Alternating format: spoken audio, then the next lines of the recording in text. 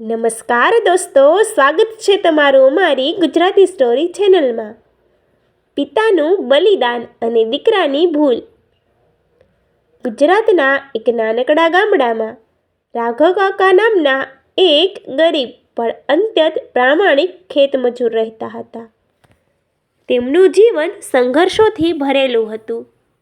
જ્યારે તેમનો દીકરો આકાશ માત્ર 5 વર્ષનો હતો ત્યારે તેની માતા એક ગંભીર બીમારીના કારણે અવસાન પામી હતી. રાઘવ કાકા પર જાણે આભ તૂટી પડ્યું હતું. સગા સંબંધીઓએ તેમને બીજા લગ્ન કરવાની સલાહ આપી, પણ રાઘવ કાકાએ મક્કમતાથી ના પાડી દીધી.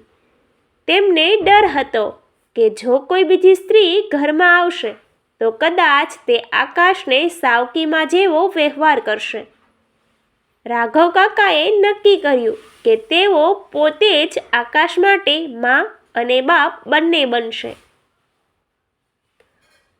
સવારના 4 વાગ્યે ઉઠીને તેઓ ઘરનું કામ કરતા, આકાશ માટે રસોઈ બનાવતા, તેને તૈયાર કરીને નિશાળે મોકલતા અને પછી પોતે ધોમધકતા તાપમાં બીજાના ખેતરોમાં મજૂરી કરવા જતા. આકાશને ક્યારેય કોઈ વાતની કમી ન પડે તે માટે તેઓ રાત દિવસ એક કરતા. ઘણીવાર એવું બનતું કે ઘરમાં અનાજ ઓછું હોય ત્યારે રાઘવ કાકા પોતે ભૂખ્યા સૂઈ જતા અને આકાશને કહેતા, બેટા, મારું પેટ ભરેલું છે, તું જમી લે. આકાશ ભણવામાં તેજસ્વી હતો. રાઘવ કાકાનું સપનું હતું કે તેમનો દીકરો સાહેબ બને. દીકરાની ફી ભરવા માટે તેમણે પોતાની પત્નીની છેલ્લી નિશાની સમી સોનાની વીંટી પણ વેચી દીધી હતી. આકાશને શહેરમાં ભણવા મોકલ્યો ત્યારે રાઘવ કાકાએ વર્ષો સુધી નવા કપડાં નહોતા ખરીદ્યા. ફાટેલા ખંભાવાળા કુર્તા પર થીગડા મારીને તેઓ ચલાવી લેતા, પણ દીકરાને દર મહિને સમયસર પૈસા મોકલી આપતા. વર્ષો વીત્યા અને રાઘવ કાકાની મહેનત રંગ લાવી. આકાશ ભણી ગણીને એન્જિનિયરિંગ બન્યો અને અમદાવાદની એક ખૂબ મોટી કંપનીમાં તેને ઊંચા પગારે નોકરી મળી ગઈ. આખા ગામમાં રાઘવ કાકાએ પૈંડા વહેંચ્યા. તેમની આંખોમાં હર્ષના આંસુ હતા. તેમને લાગ્યું કે હવે તેમના દુઃખના દિવસો પૂરા થયા. થોડા સમય પછી આકાશના લગ્ન મીના નામની એક શહેરની ભણેલી ગણેલી છોકરી સાથે થયા. લગ્ન પછી આકાશ શહેરમાં જ સ્થાયી થઈ ગયો. શરૂઆતમાં તે પિતાને મળવા ગામડે આવતો, પણ ધીરે ધીરે તેના ફેરા ઓછા થવા લાગ્યા. કામનું બહાનું કાઢીને તે પિતાને મળવાનું ટાળવા લાગ્યો. રાઘવ કાકા હવે એકલા પડી ગયા હતા. ઉંમર વધવાને કારણે તેમનું શરીર નબળું પડ્યું હતું. આંખોમાં મોતિયો આવ્યો હતો અને હાથ પગ ધ્રુજવા લાગ્યા હતા. એક દિવસ પડોશીએ આકાશને ફોન કરીને કહ્યું, બેટા, તારા પિતાની તબિયત બગડી છે, કોઈ સંભાળ રાખનાર નથી. મન વગર આકાશ ગામડે આવ્યો અને રાઘવ કાકાને પોતાની સાથે શહેર લઈ ગયો. તેને લાગ્યું કે આ તેની ફરજ છે, પણ મીનાને આ વાત ગમી નહીં. મીનાને લાગતું હતું કે આ ઘરડા ડોસાના આવવાથી તેમની પ્રાઇવસી અને લાઇફસ્ટાઇલ બગડશે.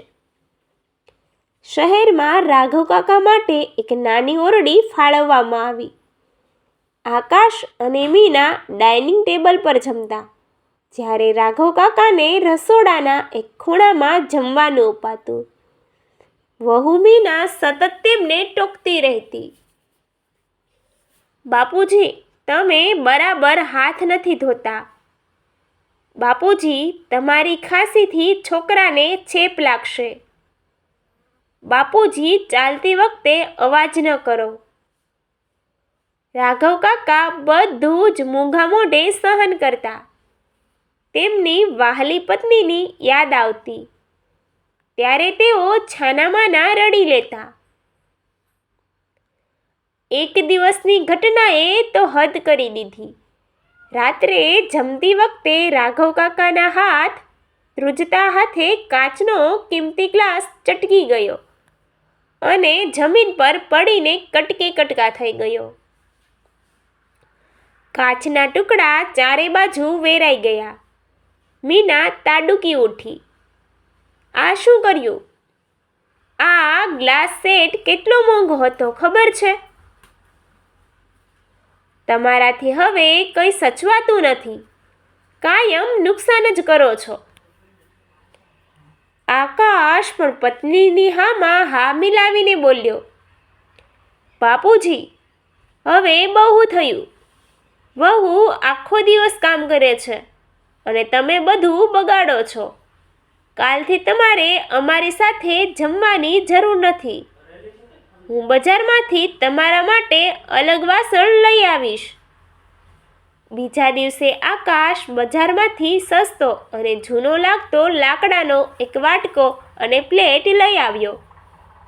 તેણે પિતાને આદેશ આપ્યો, હવેથી તમારે રસોડાના ખૂણામાં બેસીને આ લાકડાના વાસણમાં જ જમવાનું. આ ફૂટશે પણ નહીં અને અમારે રોજની કટકટ મટે.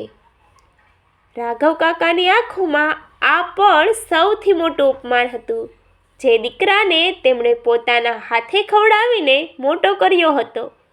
તે જ દીકરો આજે તેમને પ્રાણીની જેમ ખૂણામાં બેસીને લાકડાના વાટકામાં ખાવા કહી રહ્યો હતો.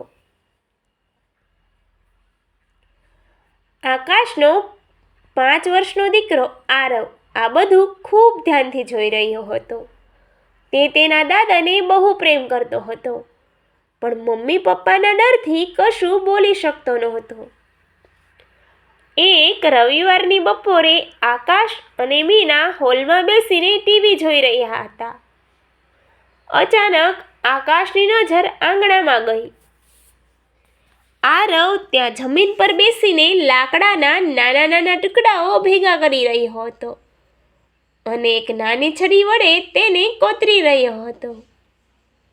આકાશ આશ્ચર્યચકિત થઈને દીકરા પાસે ગયો અને પૂછ્યું, બેટા, આ તું શું રમે છે? લાકડામાંથી શું બનાવી રહ્યો છે? આરવે નિર્દોષતાથી માથું ઊંચું કર્યું અને પિતાની આંખોમાં જોઈને કહ્યું, પપ્પા, હું તમારા અને મમ્મી માટે લાકડાના 2 સુંદર વાટકા બનાવી રહ્યો છું. અત્યારે દાદા લાકડાના વાટકામાં જમે છે ને, એટલે જ્યારે હું મોટો થઈશ અને તમે દાદા જેવા ઘરડા થશો, ત્યારે મારે તમને જમવા આપવા માટે બજારમાં વાસણ લેવા ન જવું પડે. અત્યારથી જ બનાવી રાખું તો તમારે ત્યારે તકલીફ ન પડે.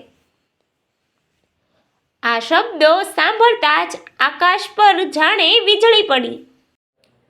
તેના પગ નીચેથી જમીન સરકી ગઈ. તેને અહેસાસ થયો કે તે જે ઝેર પોતાના પિતાને પીવડાવી રહ્યો છે, તે જ ઝેર તેનું બાળક તેના માટે તૈયાર કરી રહ્યું છે. તેને પોતાની ભૂલ સમજાયામાં વાર ન લાગી. તે ધ્રુસકે ને ધ્રુસકે રડવા લાગ્યો. આકાશ દોડીને પિતાના રૂમમાં ગયો. ત્યાં રાઘવ કાકા તે જ લાકડાના વાટકામાં ખીચડી ખાઈ રહ્યા હતા.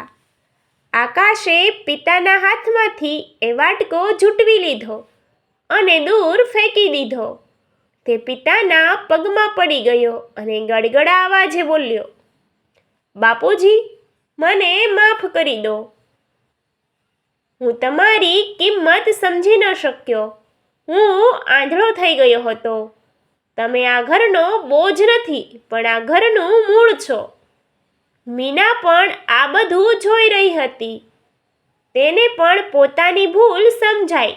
તે પણ રડી પડી અને સસરાની માફી માંગી. તે દિવસે રાઘવ કાકાને ફરીથી ડાઇનિંગ ટેબલ પર આદરપૂર્વક બેસાડવામાં આવ્યા. હવે તેમને લાકડાનો વાટકો નહીં, પણ પોતાના દીકરાનો પ્રેમ અને સન્માન મળ્યું હતું. આ સંસાર એક અરીસો છે, તમે જેવું બીજાની સાથે કરશો તેવું જ તમારી સાથે પાછું આવશે. માતા પિતા એ ઈશ્વરનું બીજું રૂપ છે. તેમની સેવા એ જ સાચી પૂજા છે. જો તમે તમારા માતા પિતાનું સન્માન નહીં કરો તો તમારા સંતાનો પાસેથી સન્માનની અપેક્ષા રાખવી વ્યર્થ છે.